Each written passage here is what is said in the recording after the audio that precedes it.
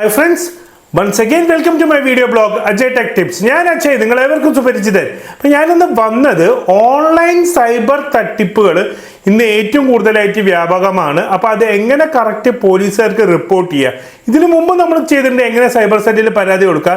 ഇതല്ല 1930 പറഞ്ഞിട്ടുള്ള നമ്മുടെ ടോൾ ഫ്രീ നമ്പറിൽ വിളിച്ച് കംപ്ലൈൻറ്റ് കൊടുക്കുമ്പം എന്തൊക്കെ ഇൻഫർമേഷൻസ് നമ്മുടെ സൈഡിൽ നിന്ന് കൊടുക്കണം എന്നുള്ള കാര്യമാണ് ഈ ഒരു വീഡിയോയിൽ ഞാൻ പറയാൻ പോകുന്നത്.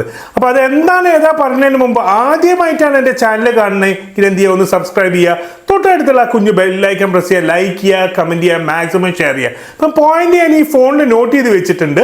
അപ്പോൾ അതെന്തൊക്കെയാണ് 1 by 1 ആയിട്ട്, അതായത് നിങ്ങൾക്കൊരു സൈബർ തട്ടിപ്പ് നടന്നു കഴിഞ്ഞാൽ അത് എങ്ങനെയൊക്കെ നിങ്ങൾ റിപ്പോർട്ട് ചെയ്യണം. അപ്പോൾ എന്തൊക്കെ ഇൻഫർമേഷൻസ് ആണ് നിങ്ങളോട് പോലീസുകാർ ചോദിക്കുക. കാരണം ഈ 1930 വിളിക്കുമ്പോൾ അവരെ കോൾ സെൻറ്ററിലേക്കാണ് കണക്ട് ചെയ്യുക. അപ്പോൾ നമ്മൾ ഇത്ര ഇൻഫർമേഷൻസ് കൊടുത്തു കഴിഞ്ഞാൽ മാത്രമേ എന്ത് ചെയ്യുള്ളൂ, അവർ പറയില്ല. ആ നേരത്തെ നമ്മൾ പാനിക്കായിട്ട് ഒന്നും പറയാൻ പാടില്ല. അപ്പോൾ എന്തൊക്കെ ഇൻഫർമേഷൻസ് നിങ്ങൾ കൊടുക്കണം ജസ്റ്റ് നോക്കാം. ഫസ്റ്റ്, ആർക്കാണ് ഈ ഒരു തട്ടിപ്പ് നടന്നിട്ടുള്ളത്. അപ്പോൾ ആ പരാതിക്കാരൻ്റെ പേരെന്തായാലും പറയണം. പരാതിക്കാരനെ വിളിച്ചാൽ കിട്ടാവുന്ന അല്ലെങ്കിൽ SMS അയച്ചാൽ OTP അയച്ചാൽ കിട്ടാവുന്ന മൊബൈൽ നമ്പർ പറയണം. പിന്നെ ഈ പരാതിക്കാരൻ്റെ ഈ ക്രൈം നടന്ന സംഭവം നടക്കുന്നതിൻ്റെ അടുത്തുള്ള പോലീസ് സ്റ്റേഷൻ ഏതാണെന്ന് പറയണം. കാരണം ഇത് കോൾ സെൻറ്ററിലാണ് കോൾ അറ്റൻഡ് ചെയ്യുന്നത്.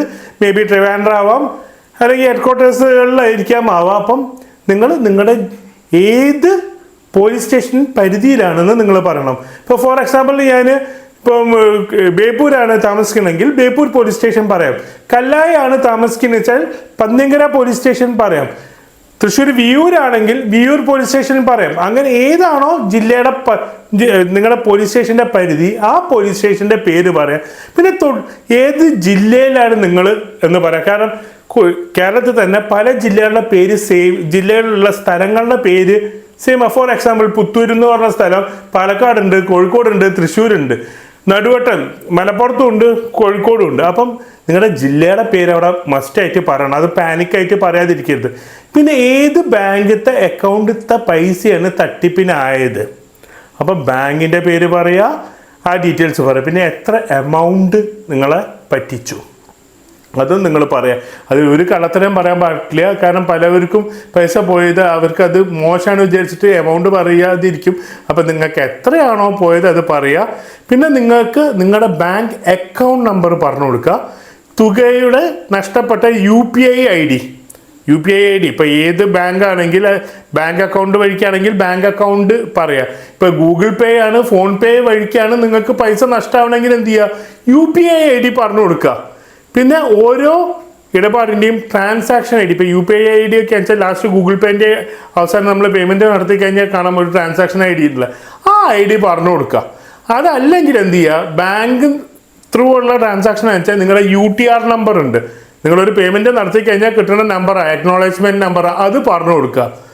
പിന്നെ പറയേണ്ടത് തട്ടിപ്പ് എങ്ങനെയാണ് നടന്നത്. ഇപ്പം നമുക്കറിയാം പല ഫ്രോഡുകളുണ്ട്. ഇപ്പോൾ പല ഓൺലൈൻ ജോബ് വർക്ക് ഉണ്ട്, ഓൺലൈൻ ആയിട്ടുള്ള വർക്കുകളുണ്ട്. അങ്ങനെയുള്ള പല ജോബ് ഓഫേഴ്സ് വരുന്നതുണ്ട്. അല്ലെങ്കിൽ നിങ്ങൾക്ക് പൈസ നിങ്ങളെ പേടിപ്പിച്ചിട്ട് പണം തട്ടുന്ന രീതികളുണ്ട്. അങ്ങനെ പല രീതിയിലുള്ള തട്ടിപ്പുകൾ നടക്കുന്നുണ്ട്. അപ്പോൾ അത് എങ്ങനെയാണ് നടന്നിട്ടുള്ള ബ്രീഫ് ഇൻഫർമേഷനും കൊടുക്കുക. അതിനുശേഷം എന്ത് ചെയ്യുക, cybercrime.gov.in പറഞ്ഞുള്ള വെബ്സൈറ്റ് നിങ്ങൾ എന്ത് ചെയ്യുക, കംപ്ലൈൻറ്റ് രജിസ്റ്റർ ചെയ്യുക. ഇതിനൊക്കെ പുറമെ ഇത് ചെയ്ത് കഴിഞ്ഞിട്ട് നിങ്ങൾ എന്ത് ചെയ്യുക, നിങ്ങളുടെ അടുത്തുള്ള പോലീസ് സ്റ്റേഷനിൽ കംപ്ലൈൻറ്റ് കൊടുക്കുക. ഈ കംപ്ലൈൻറ്റ് നമ്പേഴ്സ് വെച്ചിട്ട് പ്ലസ് അത് എന്ത് ചെയ്യണം, നിങ്ങളുടെ ജില്ലാ മേധാവിക്ക്, പോലീസ് മേധാവിക്ക് പരാതി കൊടുക്കുക.